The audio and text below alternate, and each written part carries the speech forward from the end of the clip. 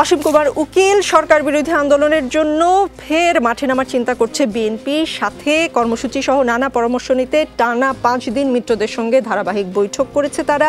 এবারে যুগপৎ আন্দোলনের কর্মসূচি নিয়ে মাঠে নামার প্রস্তুতি দলটি নিচ্ছে। বর্তমান অর্থনৈতিক সংকট ও লাগামহীন যে মূল্যস্ফীতি, সেটাকেও কাজে লাগানোর চেষ্টা করবে তারা।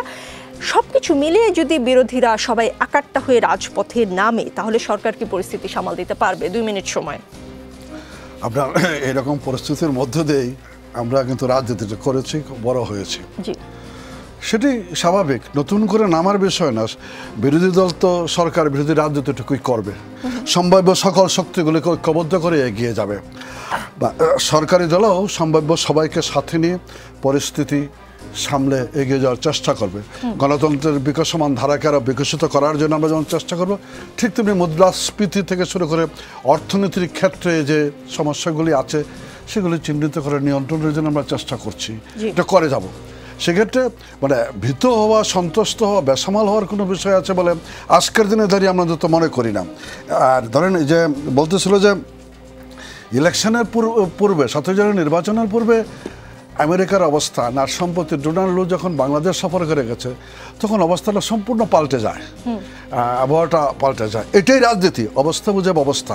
সামগ্রিকভাবে আজকের দিনে দাঁড়িয়ে কোন দিকে যাবো সেটা কেমন পাল্টালো। আচ্ছা, এই প্রসঙ্গ যেহেতু এসেছে, আমি একটু জানতে চাই অসীম কুমার উকিল, কেমন পাল্টালো? পাল্টানোটা কি আপনাদের দিকে গেল না তাদের দিকে গেল? না, সেটা না। যেটা ডোনাল্ড যেটা এসেছে, সে যে কথাটা বলছে যে এই দেশের সাথে সম্পর্কটা আরো সুদৃঢ় ভিত্তির উপর দাঁড় করাতে চায়, কাজ করতে চায়। তারা বিনিয়োগ থেকে শুরু করে বিভিন্ন ক্ষেত্রে কাজ করতে চায়। আমাদেরও অনেক বিষয় আছে, র্যামের ওপর স্যাংশন আছে। আমাদের প্রচুর ছাত্রছাত্রী আমেরিকা লেখাপড়া করে, তাদের বিষয়গুলি আছে। ভিসা নীতি নিয়ে কথা বলার জায়গা আছে। আমাদেরও অনেকগুলি বিষয় আছে। ওনাদের বঙ্গবন্ধুর হত্যাকারীরা আমেরিকাতে আছে, এই জায়গাগুলো আনতে চাই। ফলে মানে এমন একটি বিষয় তো নির্বাচন পূর্ব 1 বছর, 1.5 বছর, 2 বছর ছিল যে র্যাবের উপর স্যাংশন দেওয়া থেকে শুরু করে মানবাধিকার এই বিষয়গুলিকে নিয়ে বিএনপি নেতাকর্মীরা খুব উৎসাহিত ছিল, সংঘবদ্ধ ছিল। এই বুঝি আওয়ামী লীগ সরকারের পতন ঘটে গেল। সেই জায়গা থেকে পরিস্থিতির উন্নতি যেটা হয়েছে, নতুন সরকারের নেতৃত্বে সবাই মিলে কাজটুকু করতে চায়।